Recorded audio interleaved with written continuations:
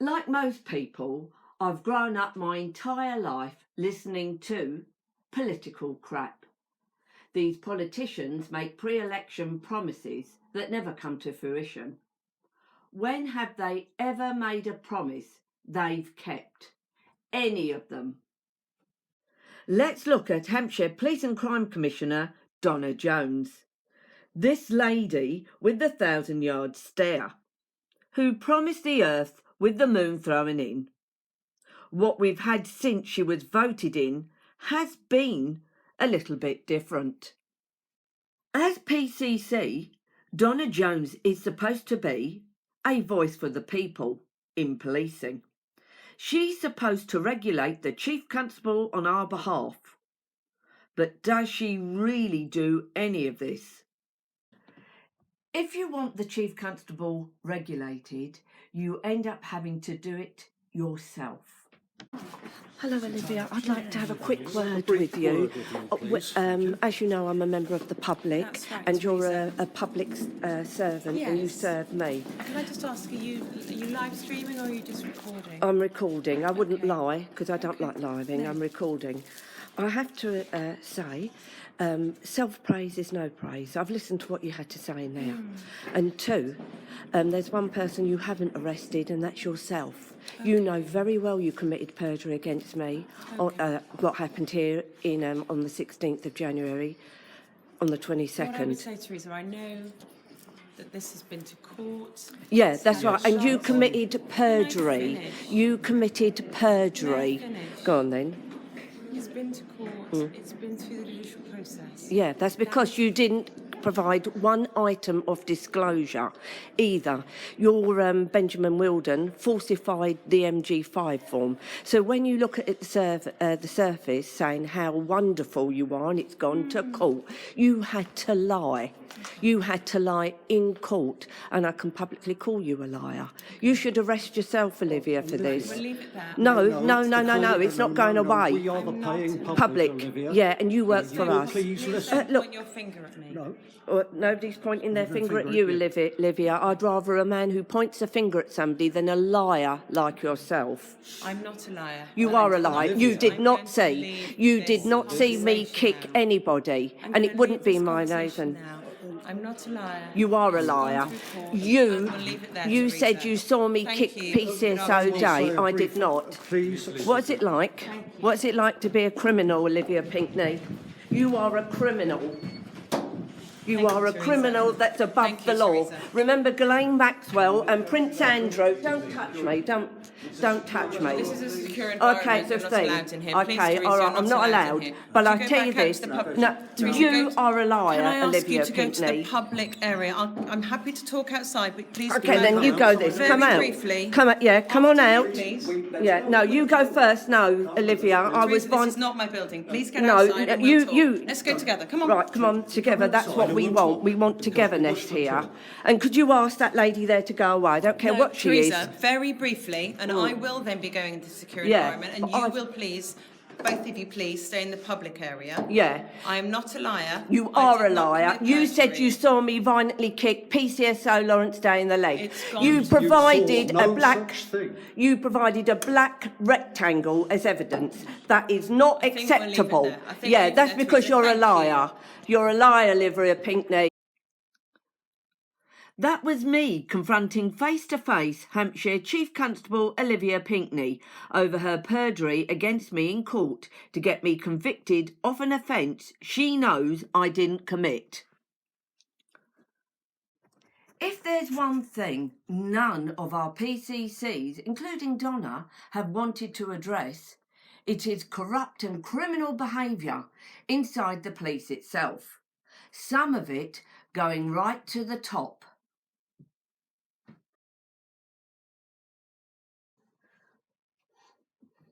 That picture was one gentleman's take on Mrs. Pinocchio. Mine isn't the only case. Just look at this file. These are just a few very serious cases. Take the case of New Milton parent John Kane, submitted to Donna with the file as well as by himself previously. This gutsy gentleman got on the case of a paedophile pervert teaching at his son's school. Tyrone Mark was only convicted in 2016, 4 years after his offending had come to light in 2012.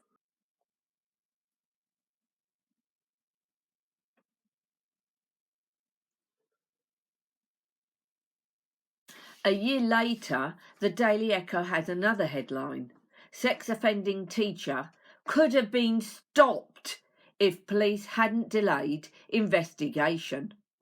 The 17 offences Mark was convicted of took place only after he was thrown out of the teaching profession.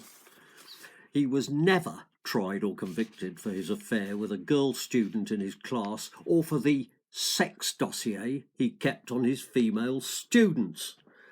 Only the persistence of John Cain got him prosecuted at all.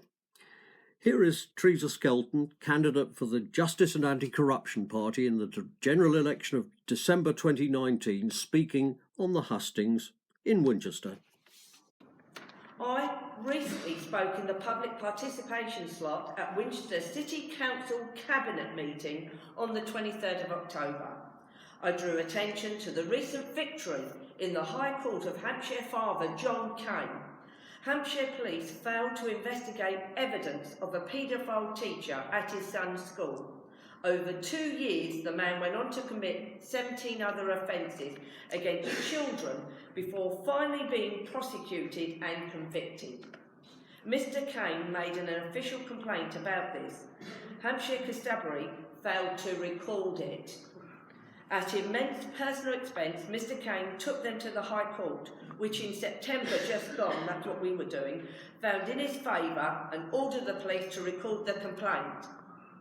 Under its present leadership, Hampshire Constabulary spent thousands of taxpayers' money to fight the claim. I would have thought anyone, even, would have known that was a crime. Hampshire Constabulary have never stopped lying. In a report on their own negligence the IOPC ordered them to make in 2018, they tried to pass the buck. They claimed that they had referred a report of Mark's misconduct to Dorset Constabulary for investigation. In September 2022, Dorset Police made it plain to Mr. Cain they had done no such thing. 1. No file or any evidence on the Tyrone Mark case was sent to Dorset Police at any time. 2. No crime was recorded under the HOCR. 3. Dorset Police did not investigate. 4. Dorset Police did not make any decisions on the case. 5. Dorset Police did not decide the case should be handled on a single agency basis. And 6. The case was not transferred to Dorset Police by Hampshire Police.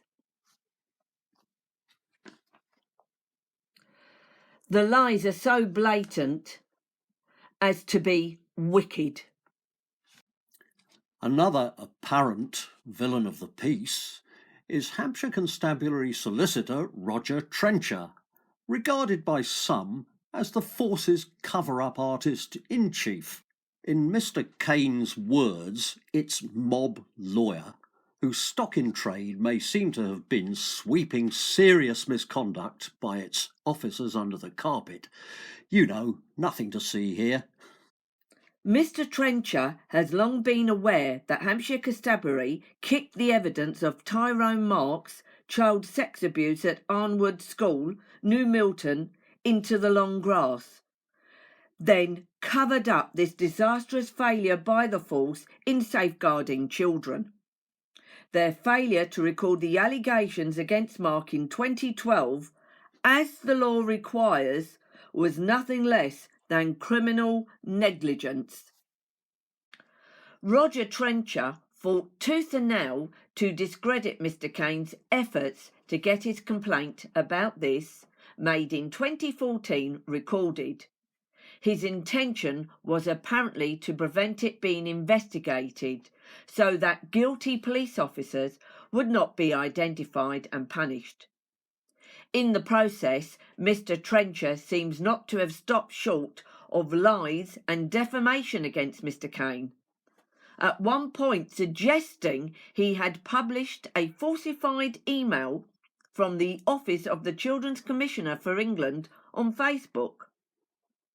An out-and-out falsehood, currently a subject of a still unresolved official complaint against Mr. Trencher to Hampshire Police from Mr. Kane. As it was, Mr. Kane took legal action against the ridiculously named Independent Office for Police Conduct, the IOPC, the so-called appeal body for public complaints rejected by individual constabularies, but in most cases just rubber stamping what their police friends decide. This body had ruled in favour of Hampshire Constabulary's refusal to record the complaint. Only now did things change at all. In 2019, the High Court finally ordered the IOPC to force Hampshire Constabulary to log Mr. Kane's complaint and carry out an internal investigation. This includes the allegation of potentially criminal behaviour by Mr. Trencher aimed at perverting the course of justice. Currently, the Professional Standards Department, the PSD, at Hampshire Constabulary, their official complaints body, has dragged out this court-ordered investigation for a matter of years. They have long been breaking their own rules by failing to communicate with Mr. Kane. Another gentleman whose case was submitted to Donna Jones with the file seems to have had many of the same experiences with Mr. Trencher and the PSD. If Mr. Kane had never discovered the failure by Hampshire Police to investigate Tyrone Mark, which they tried to cover up with their lies, Mark would probably never have been prosecuted at all. As it is, he was only brought to book after having been left free to go on offending for another 2 years after his dismissal from Arnwood School. He has never faced justice for his activities there, including keeping sex dossiers on students for over a decade, giving a young girl condoms, alcohol and the keys to his house, and taking her on trips without her parents' permission. As Mr. Kane commented after Mark's conviction in 2017, the evidence Hampshire Constabulary ignored and would now have us believe did not make them think a criminal investigation into this teacher was warranted. Well, just how stupid would someone have to be to think this, and how staggering the implications? Hampshire Constabulary claimed to have reformed, but they are still today obviously trying to evade responsibility with their delays in carrying out their current investigation, which had to be forced on them in the first place by a judge. Who can even now have the smallest confidence in them to safeguard our children? So, what about Donna Jones? Where does she stand in all of this? Here she is, speaking at the online COPS meeting on 12th of April 2023, sitting next to Hampshire's new Chief Constable, answering, or not, public questions and comments. I really do. Moving on, Ivan Rasick, the question about Hampshire Police covering up sexual abuse and the grooming of children. Well, look, Scott will answer for himself. I disagree with the question in its essence anyway, about covering up grooming and sexual assault. If you have any specifics on that, I would urge you to contact either myself or the Constabulary directly. Clearly it sounds like there's a backstory there. Perhaps Donna hopes Her verbal diarrhea will drown her insincerity. But her dismissive gabble is contradicted by Mr. Rasick, the gentleman posing the question. Let's see what Mr. Rasick said on the cop's Facebook post. What will you do with Hampshire Police covering up sexual abuse and grooming of children? I reply, there is no evidence that Donna Jones wants to address this issue at all, any more than her two predecessors. Unfortunately, this is true, having been reporting to Donna Jones almost 2 years now.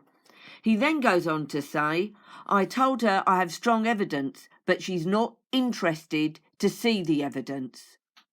Many of them left because they have been exposed to corruption and crime and cover-up of abuse of children by other police officers.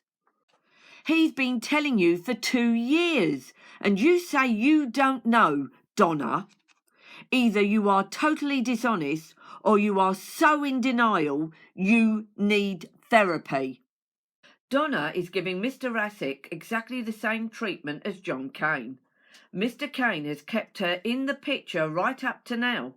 She's got Dorset Constabulary's latest letter exposing the lies of Hampshire Police. Here is a letter from one of her minions.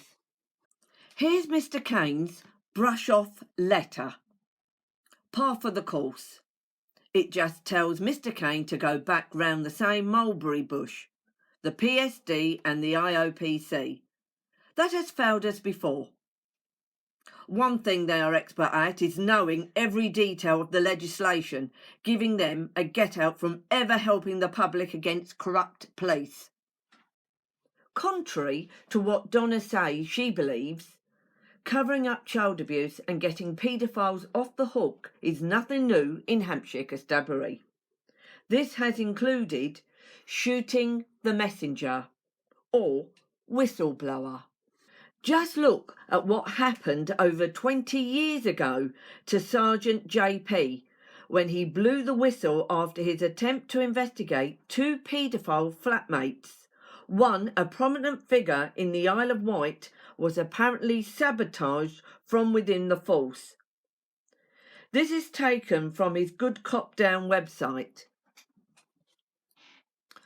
Although there have been a number of incidents in the public domain concerning police officers in Hampshire having been arrested for offences against children and vulnerable persons, the accounts below are from my own personal knowledge, having been directly involved with these cases.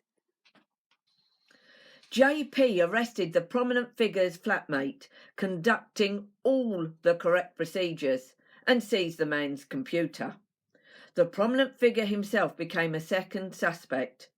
The first suspect had been reported to police by one of his former victims for abusing 9 and 10-year-old girls inside his shop.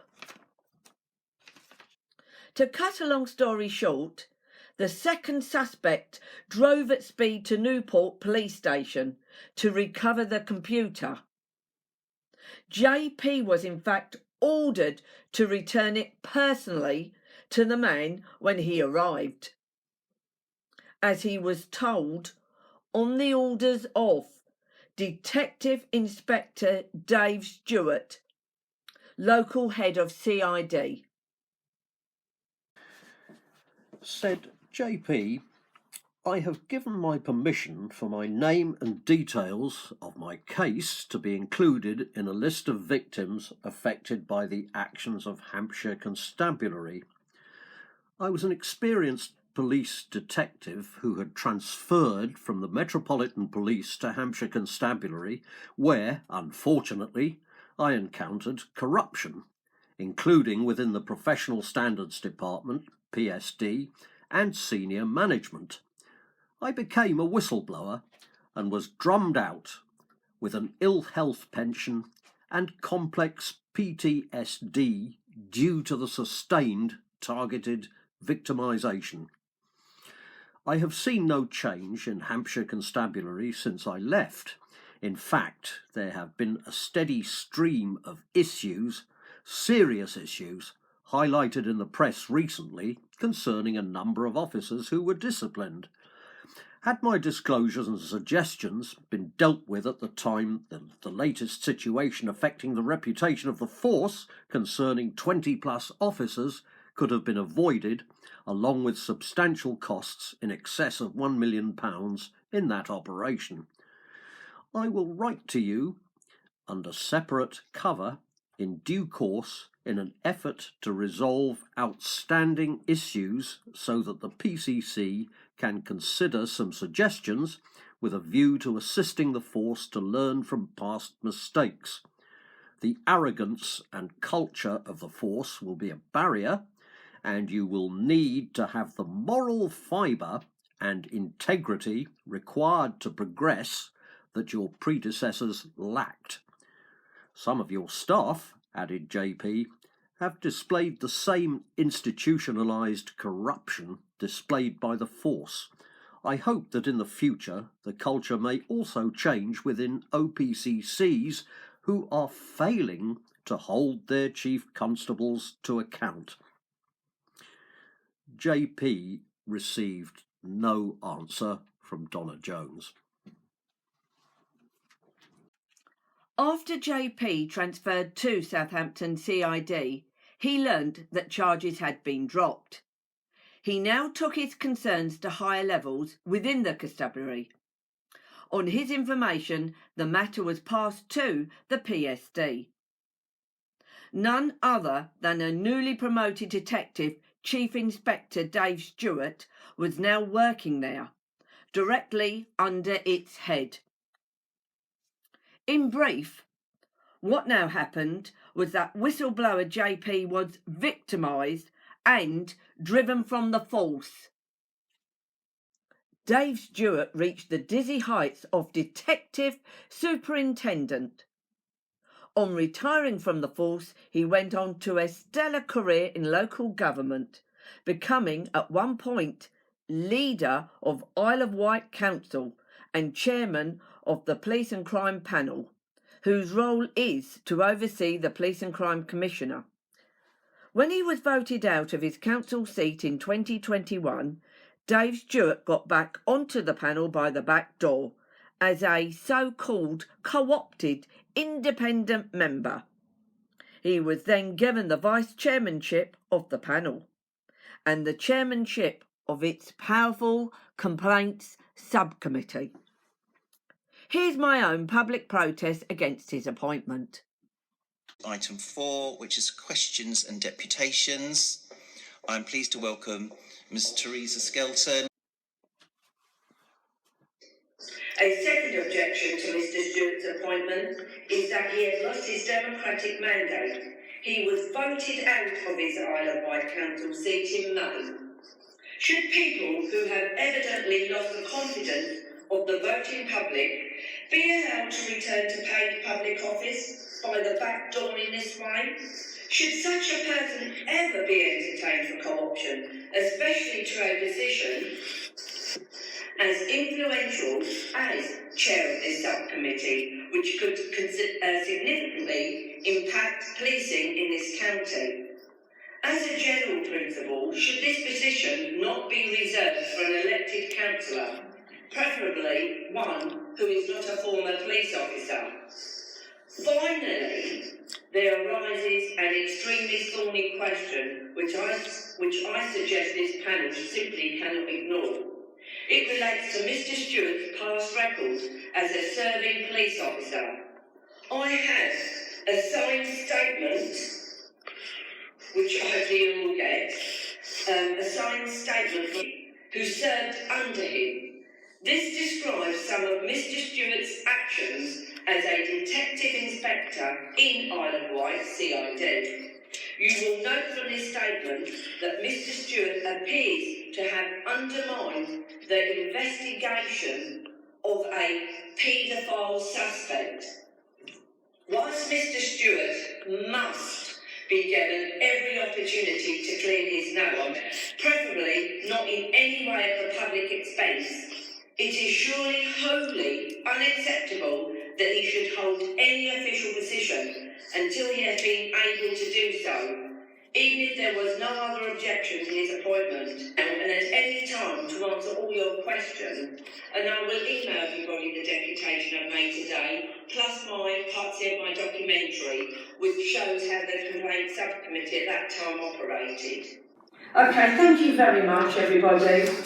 Thank you, Ms Gill. Thank you. These things should be considered before making this decision today. Thank you very much. Hampshire Police and Crime Panel did not take a blind bit of notice. Here they are, including Dave Stewart. They just gave Mr. Stewart the job, nobody against. Now he heads the oversight over Donna, and they seem to get on like a house on fire. Donna herself was given all the details of JP's case as part of the file submitted to her. Since then, whatever early promises Donna might seem to have been making to the voters have sunk like the Titanic.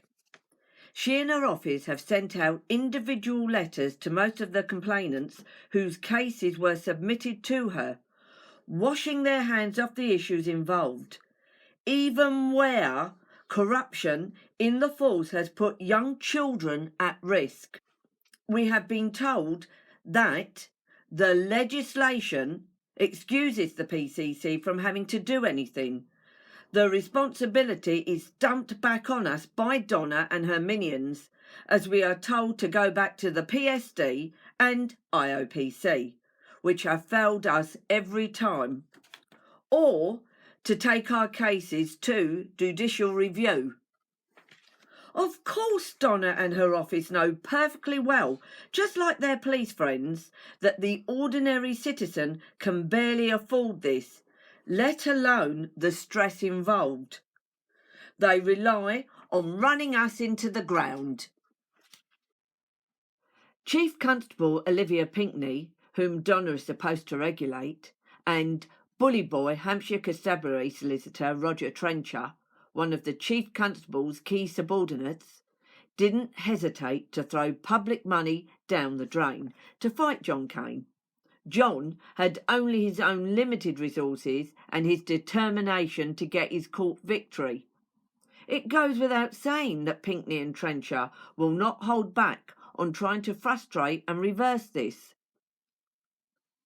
If Donna backed up Mr. Cain, she would clash with the Chief Constable and her full solicitor.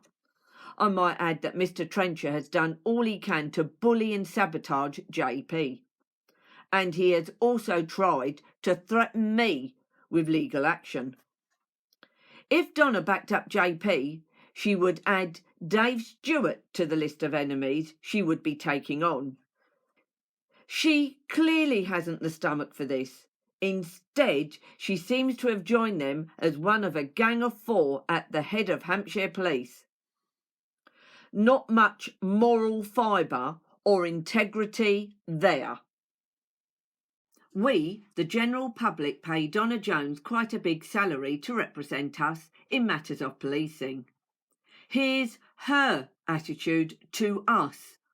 Watch her body language as a well-spoken gentleman makes serious criticisms of what's wrong with the police complaint system. First of all, we have Mr. Glendinning. Thank you.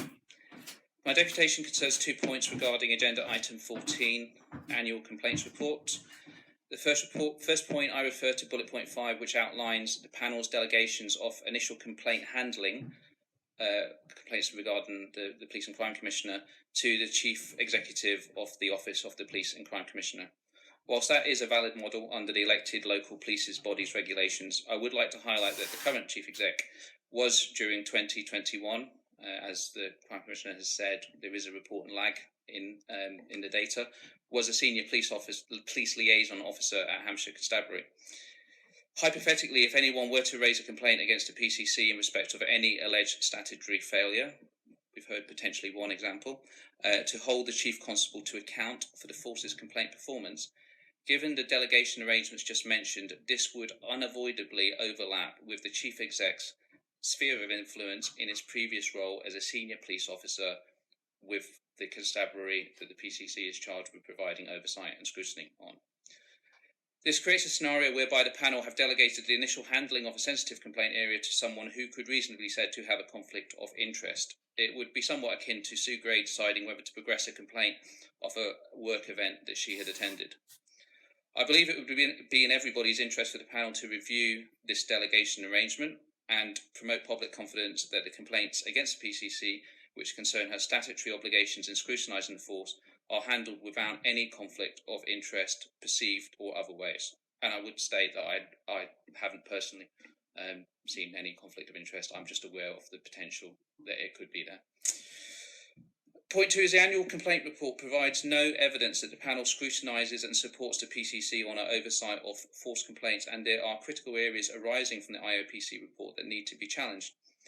It might be that I just cannot find it, but I can see no evidence that this minuted recommendation from the PCP meeting on the 7th of February 2020 was ever acted upon. This is the recommendation, that the panel requests an annual update from the PCC monitoring the right to review process and scrutinising how the PCC is holding the Chief Constable to account in relation to the handling of complaints locally. As the PCC is fully aware, I believe there are significant issues with the police complaint system in Hampshire, issues which disproportionately impact the most vulnerable in society. I've given up my time this morning because I believe the OPC and this panel could be serving the people in Hampshire much better in how they apply oversight to the monitoring of complaints against the county's police force. I thank you for your time, and I'm available if any panel member or the panel would like to discuss in more detail. I do have a lot more to say. Thank you. Thank you, Mr. Glendinning. If I could ask you to take a seat. Thank you very much. That was at a police and crime panel meeting where our PCC is supposed to be giving a public account of herself. Instead, she seemed to be too engrossed in her own paperwork to show the slightest interest or listen to a thing being said. Ignorance beyond words. Thank you for watching. There is plenty more to come in part 2 of this video.